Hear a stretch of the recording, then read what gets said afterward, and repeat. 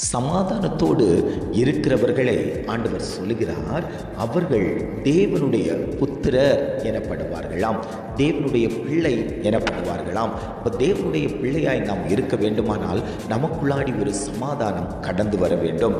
இன்றைக்கி அந்த சமாதானம் குடும்பத்தில் இருக்கிறதான்னு பார்த்தா இல்லை அப்படின்னு தான் நம்ம சொல்ல முடியும். காரணம், எப்போ பார்த்தாலும் புருஷன் மூலம் பிரச்சனை, பிள்ளையின் மூலம் பிரச்சனை, மனைவியின் மூலம் பிரச்சனை, அடுத்தவங்க மூலம் பிரச்சனை, இப்படி நம்மை சுற்றியே பிரச்சனைகளை உண்டு பண்ணியே குடும்பத்தில் சமாதானத்தை அலைக்கழித்து கொண்டிருக்கிறான் சத்ரு.